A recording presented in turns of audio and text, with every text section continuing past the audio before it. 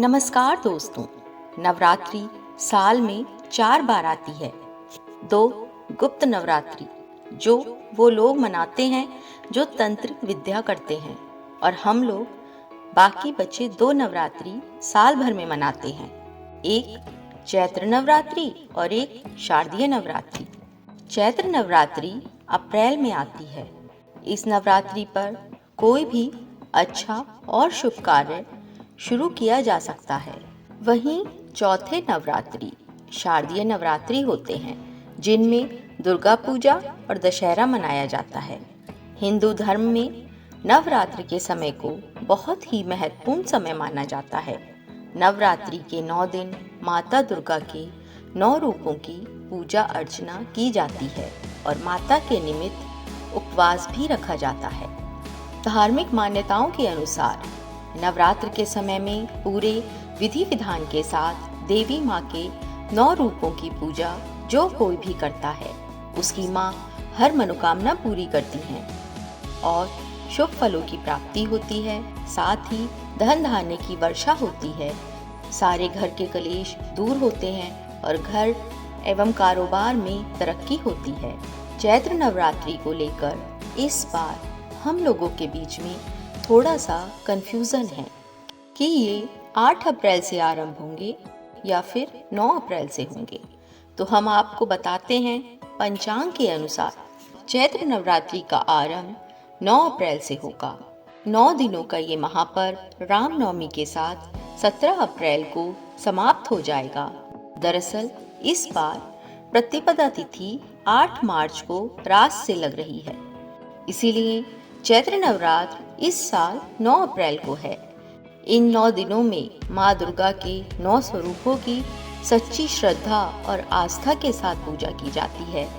पहली नवरात्रि 9 अप्रैल को है और आखिरी नवरात्रि 17 अप्रैल को है।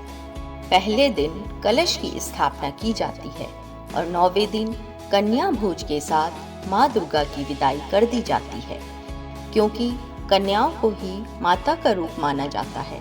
चैत्र नवरात्रि प्रतिपदा का आरंभ 8 अप्रैल को देर रात 11:50 पर होगा और अगले दिन यानी 9 अप्रैल को रात के समय 8:30 पर समाप्त हो जाएगा। इसलिए उदया तिथि की मान्यता के अनुसार नवरात्रि का आरंभ 9 अप्रैल से होगा। इन 9 दिनों का महत्व बहुत अधिक है। धार्मिक मान्यताओं में माना गया है कि इन 9 दिनों में माँ धरती पर आती हैं और माँ दुर्गा से जुड़ी सभी शक्तियाँ जागृत हो जाती हैं। इसलिए अगर कोई भी व्यक्ति इन 9 दिनों में माँ दुर्गा की संपूर्ण विधि विधान से पूजा करता है तो उसकी सभी मनोकामनाएं पूर्ण होती हैं। आइए जानते हैं इस साल चैत्र नवरात्रि में माँ दुर्गा का आगमन किस वाहन पर होगा और कलश स्थापना का मुहूर्त क्या होगा और महत्व के बारे में। लेकिन इससे पहले अगर आपने हमारे चैनल को सब्सक्राइब नहीं किया है तो ज़रूर कर लें। लास्ट में हम आपको कुछ अवश्य सूचना देने वाले हैं, तो एंड तक बने रहें।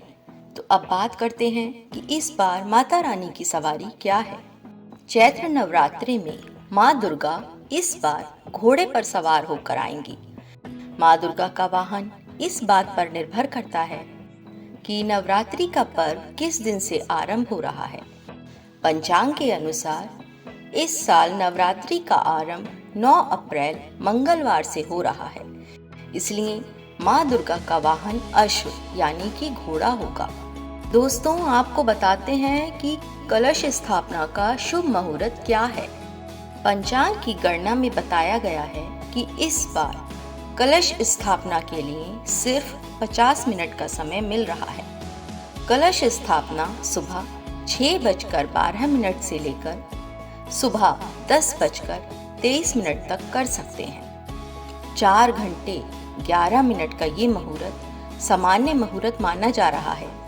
वहीं घट स्थापना के लिए अभिजीत मुहूर्त 12:03 से 12:53 तक कुल 50 मिनट का है। इस बार चैत्र नवरात्रि के पहले दिन सर्वार्थ सिद्धि योग और अमृत योग का शुभ संयोग भी बन रहा है। सर्व कार्य सिद्धि के लिए बहुत ही शुभ माना जा रहा है। तो आपका अगर कोई भी काम पूरा नहीं हो पा रहा है या आपको किसी नए काम की शुरुआत करनी है तो आप 9 अप्रैल को कर सकते हैं। नवरात्रों के 9 दिनों में माता रानी की अलग अलग रूपों में पूजा की जाती है। जैसे 9 अप्रैल से नवरात्रि आरंभ है तो 9 अप्रैल को माँ शैलपुत्री की पूजा की जाएगी। ब्रह्मचारिणी माँ की 11 अप्रैल को माँ चंद्रघंटा माँ की पूजा की जाएगी। 12 अप्रैल को माँ कूष्मांडा माता की पूजा की जाएगी। 13 अप्रैल को माँ स्कंद माता की पूजा होगी। 14 अप्रैल को माँ कात्यायनी की पूजा होगी। 15 अप्रैल को माँ कालरात्रि देवी को पूजा जाएगा। 16 अप्रैल को महागौरी माता की पूजा की जाएगी। 17 अप्रैल को सभी सिद्धियों का फल देने वाली माता सिद्धिदात्री की पूजा की जाएगी और साथ में 17 अप्रैल को नवमी भी मनाई जाएगी और कन्या खिलाकर माँ को विदा किया जाएगा। तो इस नवरात्रि आप विधि विधान से माँ दुर्गा की पूजा अवश्य करें। ये करने से माता रानी आपके सारे दुख, सारे कष्ट, सारे संकट हर लेंगी और आपके जीवन में खुशियाँ ही खुशियाँ भर देंगी।